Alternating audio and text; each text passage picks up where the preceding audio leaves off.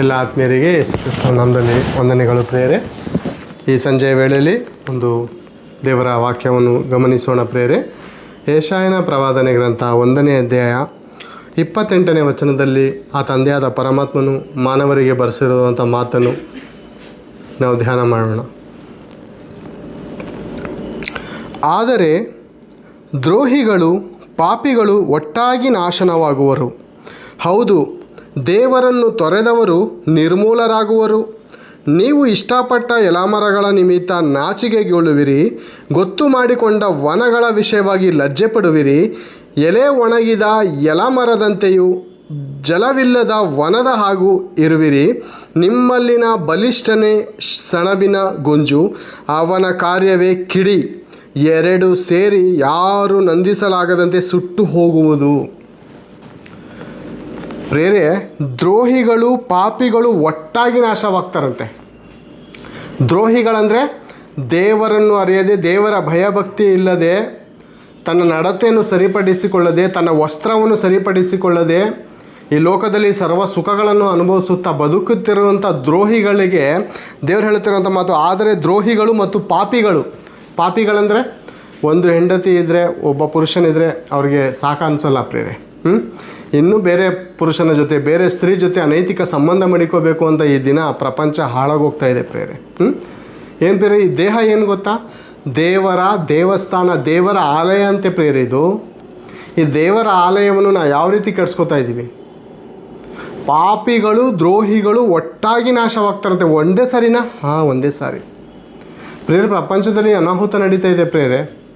ಅರ್ಥ ಆಯ್ತಲ್ಲ, ಮಾನವರಿಗೆ ಅರ್ಥ ಆಯ್ತಲ್ಲ ಪ್ರೇರೆ, ಯಾಕೆ ಈ ರೀತಿ ಆಯ್ತೈತೆ, ಯಾಕೆ ಈ ಥರ ಅನಾಹುತ ಆಯ್ತೈತೆ? ದೇವರಿಲ್ವಾ ಅವ್ರ ಸ್ಥಳದಲ್ಲಿ? ಆ ಸ್ಥಳದಲ್ಲಿ ಕಾಪಾಡೋದಕ್ಕೆ ಅವ್ರಿಗೆ ದೇವರಿಲ್ವಾ? ದೇವರಿಗೆ ಸ್ಥಳ ಕೊಟ್ಟರೆ ಅವರ ಜೀವಿತವು, ಎಷ್ಟೋ ಜನ ಸತ್ತವರ ಮಧ್ಯದಲ್ಲಿ ದೇವರಿದ್ದಿದ್ರೆ ದೇವರು ಖಂಡಿತ ಬಿಟ್ಕೊಡ್ತಾ ಇರಲ್ಲ, ಸ್ವಲ್ಪ ಆಯುಷ್ಕಾಲ ಒದಗಿಸ್ಕೊಡೋರು. ಏನಾಗಿದೆ ಗೊತ್ತಾ ಮನುಷ್ಯನ ಪರಿಸ್ಥಿತಿ? ನಿಮ್ಮಲ್ಲಿನ ಬಲಿಷ್ಠನೇ ಸಣಬಿನ ಗುಂಜು. ಎಷ್ಟೇ ಬಲಿಷ್ಠನಾಗಿದ್ದರೂ ಎಲೆ ಥರ ಸುಟ್ಟೋಗ್ತೀಯ, ದಾರದ ಥರ ಕಟ್ಟಾಗೋಯ್ತೀಯ. ಸಣಬಿನ ಗುಂಜು, ಅವನ ಕಾರ್ಯವೇ ಕಿಡಿ. ಬೆಂಕಿ ಉರಿಯೋ ರೀತಿಯಲ್ಲಿ ನಡ್ಕೋತಾ ಇದ್ದಾರೆ ಮನುಷ್ಯರು. ಅವನ ಕಾರ್ಯ ದೇವರಿಗೆ ಕಿಡಿ. ದೇವರ ಹೊಟ್ಟೆಯಲ್ಲಿ ಬೆಂಕಿ ಬೀಳ್ತಾ ಇದೆ, ದೇವರ ಎದೆಯಲ್ಲಿ ನೋವಾಯ್ತೈತೆ, ಬೆಂಕಿ ಉರಿತೈತೆ. ಅದೇ ಹೇಳ್ತಾ ಇದ್ದಾರೆ ನೋಡಿ ದೇವರು. ಅವನ ಕಾರ್ಯವೇ ಕಿಡಿ, ಎರಡು ಸೇರಿ ಯಾರು ನಂದಿಸಲಾಗದಂತೆ ಸುಟ್ಟು ಹೋಗುವವು. ಏನು ಪ್ರೇರೆ, ಇವತ್ತು ಮನುಷ್ಯನು ತಿನ್ನಬೇಕು, ವ್ಯಭಿಚಾರ ಮಾಡಬೇಕು, ಕುಡಿಬೇಕು, ಡ್ಯಾನ್ಸ್ ಮಾಡಬೇಕು. ಯಾವುದು? ಹೊಲಸು ಹಾಡುಗಳಿಗೆ ಡ್ಯಾನ್ಸ್ ಮಾಡಬೇಕು. ಯಾವ ರೀತಿ?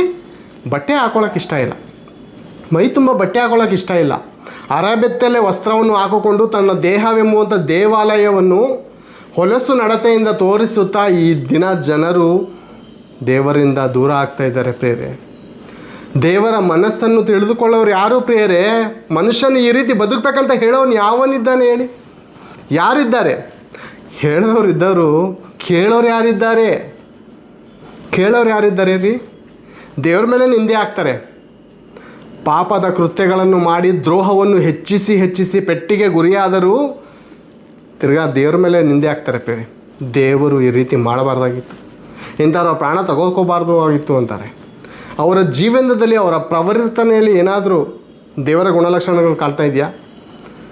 ಹೊಲಸ್ಸು ನಡತೆಯಿಂದ ನಡೆದುಕೊಳ್ಳುವಂಥ ಜನರಿಗೆ ಅಂತ್ಯವು ಕಾಯ್ದಿದೆ ಪ್ರೇರೆ. ಅಂತ್ಯ. ಪಬ್ಗಳಲ್ಲಿ ಕುಡಿಯುತ್ತಾ, ಕ್ಲಬ್ಗಳಲ್ಲಿ ಅರೆಬೆತ್ತಲೆ ವಸ್ತ್ರವನ್ನು ಹಾಕೊಂಡು ಡ್ಯಾನ್ಸ್ ಮಾಡುತ್ತಾ, ಈ ದೇಹವೆಂಬ ದೇವಾಲಯದ ಒಳಗಡೆ ಕೆಟ್ಟ ರಸಾಯನಗಳನ್ನು, ಡ್ರಿಂಕ್ಸ್ಗಳನ್ನು ಕುಡಿಯುತ್ತಾ ಜನರ ಮುಂದೆ ನಮ್ಮ ದೇಹವನ್ನು ಬೆತ್ತಲವಾಗಿ ತೋರಿಸಿದ್ರೆ ದೇವರು ಬಿಡ್ತಾರಾ ಪ್ರೇರೆ? ದೇವರು ಬಿಡ್ತಾರಾ? ಒಂದು ಮಾತನ್ನು ಗಮನಿಸೋಣ ಪ್ರೇರೆ. ಯೋಬನ ಗ್ರಂಥ ಇದನ್ನು ಗಮನದಲ್ಲಿಟ್ಟುಕೊಳ್ಳೋಣ. ಮೊನ್ನೆ ದಿವಸದಲ್ಲಿ ಗೋವಾದಲ್ಲಿ ಏನಾಯಿತು ಗೊತ್ತೋ ಪ್ರೇರೆ? ಗೋವಾದಲ್ಲಿ ಸುಮಾರು 23 ಜನದಿಂದ 25 ಜನ ಸುಟ್ಟಿ ಭಸ್ಮ ಆದರು. ಯಾಕೆ ಗೊತ್ತಾ? ದೇವರು ಸುಮಾರು 3,500 ವರ್ಷದಿಂದ ಬರೆಸಿದ್ದಾರೆ ಇಂಥವ್ರಿಗೋಸ್ಕರ. ಒಂದು ಮಾತನ್ನು ಇದನ್ನು ನಾನು ನಿಮ್ಮ ಮುಂದೆ ಓದ್ತೀನಿ. ಯೋಬನ ಗ್ರಂಥ, ಬೈಬಲ್ ಸತ್ಯವೇದ ಗ್ರಂಥದಲ್ಲಿರುವಂಥ ಮಾತು ಇದ್ದ ಹಾಗೆ ಹೇಳ್ತಾ ಇದ್ದೀನಿ ಪ್ರೇರೆ. ನಿಮ್ಮಿಂದ ಏನೂ ನನಗೆ ಬರಬೇಕಾಗಿಲ್ಲ. ನನ್ನಿಂದ ಏನೂ ನಿಮ್ಗೆ ಬರಬೇಕಾಗಿಲ್ಲ, ಇರೋ ಮಾತು ಇದ್ದದಿದ್ದಾಗೆ ಹೇಳ್ತಾ ಇದ್ದೀನಿ. ಇಷ್ಟ ಆದರೆ ಕೇಳಿ, ಕಷ್ಟ ಆದರೆ ಬಿಡಿ. ಯೋಬನ ಗ್ರಂಥ 21ನೇ ಅಧ್ಯಾಯ 11ನೇ ವಚನದಿಂದ. ತಮ್ಮ ಮಕ್ಕಳನ್ನು ಮಂದೆ ಮಂದೆಯಾಗಿ ನಡೆಸುವರು, ಅವರ ಬಾಲಬಾಲೆಯರು ಕುಣಿದಾಡುವರು, ಅವರು ದಮ್ಮಡಿ ಕಿನ್ನರಿಗಳೊಡನೆ ಸ್ವರವೆತ್ತಿ ಕೊಳಲಿನ ಧ್ವನಿಗೆ ಉಲ್ಲಾಸ ಪಡುವರು. ಮೇಲ್ಗಡೆ ಸಿಲಿಂಡರ್ ಬ್ಲಾಸ್ಟ್ ಆಗಿದೆ. ಎಲ್ಲಿ? ಗೋವಾದಲ್ಲಿ. ಸಿಲಿಂಡರ್ ಬ್ಲಾಸ್ಟ್ ಆಗಿದ್ರೆ ಇಲ್ಲಿ ಡಿ ಜೆ ಸಾಂಗ್ಗೆ ಶಬ್ದ ಕೇಳಿಸ್ತಾ ಇಲ್ಲ. ಅದೇ ಹೇಳ್ತಾ ಇದ್ದಾರೆ ದೇವರು. ಅವರು ದಮ್ಮಡಿ ಕಿನ್ನರಿಗಳೊಡನೆ ಸ್ವರವೆತ್ತಿ ಕೊಳಲಿನ ಧ್ವನಿಗೆ ಉಲ್ಲಾಸ. ನಗ್ನಗ್ತಾ ಇದ್ದಾರೆ. ಮರಣ ಎದುರುಗಡೆ ಬರ್ತಾ ಇದೆ, ಮ್ಯಾಲ್ಗಡೆಯಿಂದ ಮರಣ ಬರ್ತಾ ಇದೆ ಬೆಂಕಿ ಮೂಲಕ. ಆದರೆ ಉಲ್ಲಾಸ, ಸಂತೋಷ. ಮುಂದೆ ಅವರು ಕೊಳಲಿನ ಧ್ವನಿಗೆ ಉಲ್ಲಾಸ ಪಡುವರು, ಹೀಗೆ ತಮ್ಮ ದಿನಗಳನ್ನು ಸುಖವಾಗಿ ಕಳೆದು. ಯಾವ ರೀತಿ ಸುಖ? ವ್ಯಭಿಚಾರ ಮಾಡುವಂಥ ಆಲೋಚನೆಯಿಂದ ಕೆಟ್ಟ ಕೆಟ್ಟ ಹಾಡುಗಳಿಗೆ, ಅಂದರೆ ದೇಹವನ್ನು ತೋರಿಸಿಕೊಂಡು ಹಾಡಾಡುವಂಥ ಪರಿಸ್ಥಿತಿ ಏನು ಪ್ರಿಯರೇ ಅದು? ಎಂಥ ನೃತ್ಯಗಳು! ಮೈ ತುಂಬ ಬಟ್ಟೆ ಹಾಕ್ಕೊಂಡಿದ್ದೀರಾ? ದೇಹವೆಂಬುವಂಥ ದೇವಾಲಯನ ಮುಚ್ಕೊಂಡು ನೃತ್ಯ ಮಾಡ್ತಾಯಿದ್ದೀರಾ ಅಥವಾ ಬಿಚ್ಕೊಂಡು ನೃತ್ಯ ಮಾಡ್ತಾಯಿದ್ದೀರಾ? ಯಾವ ರೀತಿ ಇದೆ ನಮ್ಮ ಪ್ರವರ್ತನೆ? ದೇವರ ಮುಂದೆ ನಿಂದೆ ಹಾಕೋಕ್ಕಿಂತ ಮುಂಚೆ ಒಂದು ಸಾರಿ ಆಲೋಚನೆ ಮಾಡಿ. ಮನುಷ್ಯನಲ್ಲಿ ತಪ್ಪಿರೋದಕ್ಕೋಸ್ಕರ ದೇವರು ಸಮಾಧಿಗೆ ಸೇರಿಸಿದ್ದಾನೆ. ಆಯುಷ್ಕಾಲ ಮುಗಿಯೋದ್ರೊಳಗಡೆ ಯಾಕೆ ಸಮಾಧಿಗೆ ಸೇರಿಸ್ತಾನೆ ಹೇಳಿ? ಮುಂದೆ ಓದ್ತೀನಿ. ಹೀಗೆ ತಮ್ಮ ದಿನಗಳನ್ನು ಸುಖವಾಗಿ ಕಳೆದು ಕ್ಷಣ ಮಾತ್ರದಲ್ಲಿ ಅನಾಯಾಸವಾಗಿ ಸಮಾಧಿಗೆ ಇಳಿಯುವರು. ಆದರೆ ಇವರೇ ದೇವರನ್ನು ಕುರಿತು ನಮ್ಮಿಂದ ತೊಲಗಿ ಹೋಗು, ನಿನ್ನ ಮಾರ್ಗಗಳು ತಿಳುವಳಿಕೆಗಳು ನಮಗೆ ಬೇಡ ಎಂದು ಹೇಳ್ತಾರಂತೆ. ದೇವರ ವಾಕ್ಯ, ದೇವರ ಮಾತು ಬೇಕಾಗಿಲ್ಲ. ಭಯಭಕ್ತಿಯ ಜೀವಿತ ಬೇಕಾಗಿಲ್ಲ ಮನುಷ್ಯನಿಗೆ. ತಿನ್ನಬೇಕು, ಕುಡಿಬೇಕು, ವ್ಯಭಿಚಾರ ಮಾಡಬೇಕು, ಹಾದ್ರ ಮಾಡಬೇಕು, ಕಳ್ತನ ಮಾಡಬೇಕು, ಕುಣಿಬೇಕು, ಇದೇ ಅವರ ಜೀವಿತ. ಹೀಗೆ ತಮ್ಮ ದಿನಗಳನ್ನು ಸುಖವಾಗಿ ಕಳೀತಾರೆ. ಸುಖ ಐತೆ, ನಾನು ಇಲ್ಲ ಅಂತ ಹೇಳ್ತಲ್ಲ. ಆದರೆ ಯಾವ ಸುಖ ಅದು? ದೇವರಲ್ಲಿ, ದೇವರ ಭಯಭಕ್ತಿಯಲ್ಲಿ ಕುಟುಂಬದ ಸಮೇತ ಸುಖವನ್ನು ಅನುಭವಿಸ್ತಾ ಇದ್ದೀವಾ? ಅಥವಾ ವ್ಯಭಿಚಾರದ ಆಲೋಚನೆಯಿಂದ ಅರೆಬೆತ್ತಲೆ ವಸ್ತ್ರವನ್ನು ಹಾಕ್ಕೊಂಡು ಕುಡಿಯುವಂಥ ಸ್ತ್ರೀಯನ್ನು ನೋಡಿ ನಿನ್ನ ದೇಹದಲ್ಲಿ ಕಾಮದ ಆತುರಗಳನ್ನು ಹುಟ್ಟಿಸಿಕೊಂಡು ಅದನ್ನು ನೀನು ನೋಡೋದಕ್ಕೆ ಅಪೇಕ್ಷೆ ಪಡ್ತಾ ಇದೆಯಾ? ಭಕ್ತಿಯ ಜೀವಿತನ ಅದು? ನಿಜವಾಗ್ಲೂ ಭಕ್ತಿಯ ಜೀವಿತನ? ಭಕ್ತಿಯ ಜೀವಿತ ಅಂದರೆ ಅಂಥ ದುರ್ಮರಣಗಳು ಬರಲ್ಲ ಪ್ರಿಯರೇ. ಭಕ್ತಿಯ ಜೀವಿತದಲ್ಲಿ ಅಂಥ ದುರ್ಮರಣಗಳು ಬರಲ್ಲ. ಒಂದು ವೇಳೆ ಬಂದರೂ ದೇವರ ಆಯುಷ್ಕಾಲ ಕೊಟ್ಟಿರ್ತಾರೆ ಪ್ರಿಯರೇ. ಅರ್ಥ ಆಯ್ತಾ? ಹೀಗೆ ತಮ್ಮ ದಿನಗಳನ್ನು ಸುಖವಾಗಿ ಕಳೆದು ಕ್ಷಣ ಮಾತ್ರದಲ್ಲಿ ಸಾಯ್ತಾ ಇದ್ದಾರೆ ಅಂದರೆ ಯಾಕೆ ಹೇಳಿ? ಪಾಪದಲ್ಲ ಮುಳುಗಿದಾನೆ ಮನುಷ್ಯ. ಪಾಪದಿಂದ ಹೊರಗಡೆ ಬರೋದಕ್ಕೆ ಇಷ್ಟ ಇಲ್ಲ ಆತನಿಗೆ. ತಿನ್ನಬೇಕು, ಕುಡಿಬೇಕು. ಏನು ಬೇರೆ? ವ್ಯಭಿಚಾರದ ಆಲೋಚನೆನಾ? ಅರೆಬೆತ್ತಲೆ ಹಾಕ್ಕೊಂಡು ಕುಣಿಯೋರ್ಗಾದ್ರೂ ಅವ್ರಿಗಾದ್ರೂ ಬೇಕಲ್ವಾ? ಒಂಚೂರು ಆಲೋಚನೆ ಬೇಕಲ್ವ? ಚಿಕ್ಕ ಮಕ್ಕಳು ಇರ್ತಾರೆ, ಯೌವನಸ್ಥರು ಅಂತಾರೆ. ಏನು ಪ್ರೇರೆ ಹಿಡ್ಕೊಂಡು ಬಲಾತ್ಕಾರ ಮಾಡಿದ್ರೆ ಏನು ಮಾಡ್ತೀರಾ? ಅವಾಗ ಹಾಕಿಸ್ತೀರಾ ಟಿ ವಿಲಿ? ಯಾರಿಗೂ ಅಣ್ಣದಿರಿಲ್ವ, ನಿಮಗೆ ತಮ್ಮಂದಿರಿಲ್ವ, ತಾಯಿದಿರಿಲ್ವ ಅಂತ ಅವಾಗ ಹಾಕಿಸ್ತೀರಾ ಟಿ ವಿಲಿ? ಯಾಕ್ರಮ್ಮ ನೀವು ಹಂಗೆ ಕುಣಿಯೋರಿಗೆ ನಿಮಗೆ ಅಣ್ಣ ತಮ್ಮದಿರಿಲ್ಲ, ಮನೇಲಿ ತಂದೆ ತಾಯಿಗಳು ಯಾರು ಇಲ್ವಾ? ಯಾರು ನಿಮ್ಗೆ ಬುದ್ಧಿ ಪಾಠ ಕಲಿಸಿಲ್ವಾ? ಸ್ವಲ್ಪ ಹಣ ಸಿಗ್ತದಂತ ಮೈಯಲ್ಲಿರುವಂಥ ಬಟ್ಟೆ ಎಲ್ಲ ಬಿಚ್ಚಾಕ್ಬಿಡ್ತೀರಾ? ಏನು ಪ್ರಿಯರೇ, ಏನಾಗ್ತಾ ಇದೆ ಸಮಾಜ? ಯಾವಾಗ ನಾವು ತಿಳ್ಕೊತೀವಿ ದೇವ್ರ ಮನಸ್ಸನ್ನು? ಇದು ಜೀವನನ? ಇದು ದೇಹ ತೋರಿಸ್ಕೊಂಡು ಬದುಕುವಂಥದ್ದು ಜೀವನನ? ವೇಷವಾಟಿಕೆ ಮಾಡ್ಕೊಂಡು ಬದುಕೋದು ಜೀವನನ ಇದು? ನಾಯಿ ಆದರೂ ಎಷ್ಟೋ ಪವಿತ್ರವಾಗಿ ಬದುಕ್ತಾ ಇದ್ದಾಳ್ರಿ. ಒಂದು ಪಾರಿವಾಳ ನೋಡಿ, ಪಾರಿವಾಳ ಒಬ್ಬನ ಜೊತೆ ಒಂದು ಸಂಬಂಧ ಮಾಡಿಕೊಂಡ್ರೆ ಮತ್ತೊಂದು ಪಾರಿವಾಳನ ಸೇರಿಸಲ್ಲ ಹತ್ರ. ನಾವು ಹಣ ಸಂಪಾದನೆಗೋಸ್ಕರ ಮಕ್ಕಳು ಜೀವನ ನಾಳೆ ದಿವಸ ಏನಾಗುತ್ತೋ, ಶಾಪಗ್ರಸ್ತರಾಯ್ತಾರೆ ಅಂತಲೂ ಆಲೋಚನೆ ಮಾಡಲ್ಲ ನಾವು. ಹಣ ಬೇಕು ಇವಾಗ. ಹಣ ಬೇಕು ಅಂದರೆ ಎಂಥ ಬಟ್ಟೆ ಬೇಕಾದ್ರೂ ಹಾಕೋತೀನಿ, ಎಂಥ ನೃತ್ಯ ಬೇಕಾದ್ರೂ ಆಡ್ತೀನಿ, ಎಷ್ಟು ಜನದಂದ್ರೆ ಮುಂದೆ ಹಾಕಿದ್ರು ನಾನು ಬಿಚ್ಚಾಕೊಂಡು ಕುಣಿತೀನಿ. ಇದಾ? ಏನಾಗಿದೆ ನಿಮಗೆ? ಯಾವಾಗ ಬದಲಾಗ್ತೀವಿ? ದೇಹ ಇದು ದೇವಾಲಯ, ಗರ್ಭಗುಡಿ ಇದು, ಗರ್ಭಗುಡಿ. ಒಂದು ಮಾತನ್ನು ಕಡೆದಾಗಿ ತಿಳಿಸಿ ನಿಮ್ಮನ್ನು ಎಚ್ಚರಿಸ್ತೀನಿ ಪ್ರಿಯರೇ. ದೇವರ ಮಾತು ಇದು, ನನ್ನ ಮನೆ ಮಾತಾ ಇದು. ಸತ್ಯವೇದ ಗ್ರಂಥದಲ್ಲಿರೋಂಥ ಮಾತು ಇರೋದು ಇದ್ದಾಗ ಹೇಳ್ತೀನಿ. ಕೊರಿಂಥದವರಿಗೆ ಬರೆದ ಮೊದಲನೇ ಪತ್ರಿಕೆ 3ನೇ ಅಧ್ಯಾಯ.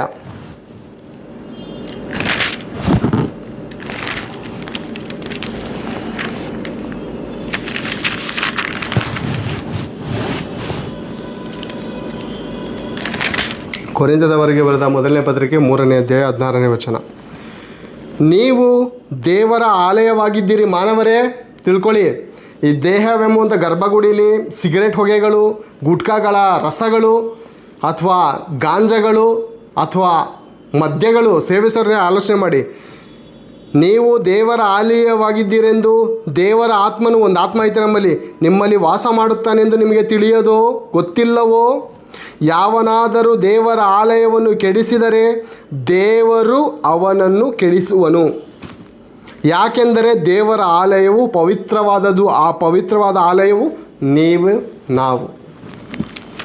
ದೇವರೇ ಕೆಡಿಸಿದ್ದಾರೆ, ಕೇಸ್ ಹಾಕ್ತೀರಾ ದೇವ್ರ ಮೇಲೆ ಕೇಸ್ ಹಾಕ್ತೀರಾ? ಬೇಡ ಪ್ರಿಯರೇ, ಬೇಡ. ಏನಾಗಿದೆ ಪ್ರಿಯರೇ ಪ್ರಪಂಚಕ್ಕೆ? ಹೊಲಸು ಡ್ಯಾನ್ಸ್ಗಳನ್ನು, ಹೊಲಸು ಹಾಡುಗಳನ್ನು ಕೇಳೋದಕ್ಕೆ ಇಷ್ಟಪಡ್ತಾ ಇದ್ದೀರಾ ನೀವು? ಕ್ಷಣಿಕವಾದಂಥ ಸುಖ, 5 ನಿಮಿಷದ ಸುಖ ಅಷ್ಟೇ. ನಿಮ್ಮ ದೇಹದಲ್ಲಿರುವಂಥ ರಕ್ತ ಖಾಲಿಯಾಗೋರ್ಗೂ ಆ ಸುಖ.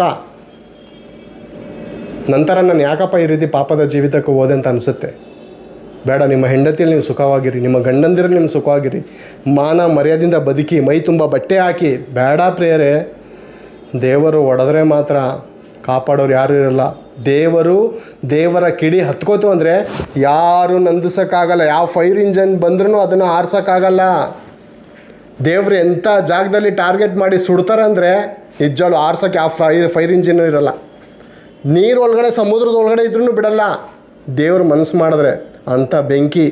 ಸೂರ್ಯನನ್ನು ನೋಡಿ ಒಂದು ಸಾರಿ ಧಗ ಧಗ ಧಗ ಅಂತ ಉರಿತಾ ಇದ್ದಾನೆ. ಎಷ್ಟು ಮಳೆ ಬಂದ್ರೂ ಆ ಸೂರ್ಯನ ಉರಿತಾ ಇದ್ದಾನೆ. ಯಾಕೆ ಆರೋಗಲ್ವಾ ಸೂರ್ಯ? ದೇವರು ಉರಿಸ್ತಾ ಇರೋದ್ರಿಂದ ಆರೋಗಲ್ಲ.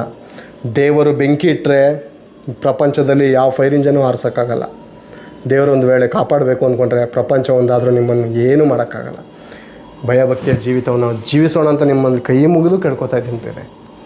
ನೀವು ನನ್ನ ತಂಗಿ ಸಾಯ್ತಾರ, ನನ್ನ ತಂದಿರು, ಅಣ್ಣಂದಿರು, ಬೇರೆಯವರಲ್ಲ, ನನ್ನ ತಮ್ಮಂದಿರು, ನನ್ನ ತಾಯದಿರು, ನನ್ನ ತಂಗಿ ವಯಸ್ಸಿನವರು ಪ್ರೇರೆ, ನನ್ನ ಅಣ್ಣನ, ನನ್ನ ತಮ್ಮನ ವಯಸ್ಸಿನವರು ಪ್ರೇರೆ. ಎಚ್ಚರಿಸುವಂಥ ಒಂದು ಮನಸ್ಸು ಬಂದಿದೆ. ಅದಕ್ಕೋಸ್ಕರ ನಿಮ್ಮ ಮುಂದೆ ಹೇಳ್ಕೊತಾ ಇದ್ದೀನಿ. ಹೊರತು ನನಗೇನೂ ಇಲ್ಲ ಪ್ರೇರೆ. ಮನಸ್ಸು ನೋಯ್ತಾ ಇದೆ ಪ್ರೇರೆ. 23-25 ಜನ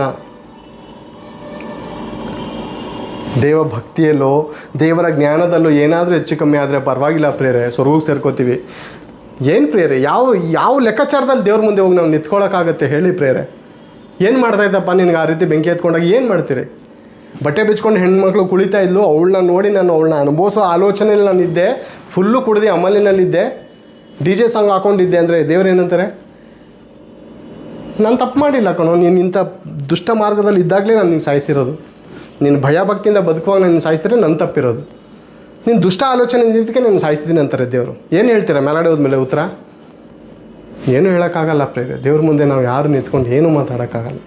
ಆದದ್ದರಿಂದ ನಮ್ಮ ಜೀವಿತ ಕ್ಷಣಿಕವಾದದ್ದು, ಸ್ವಲ್ಪ ಹೊತ್ತು ಕಾಣಿಸಿಕೊಂಡು ಕಾಣದೇ ಇರುವಂಥ ಹಬೆ.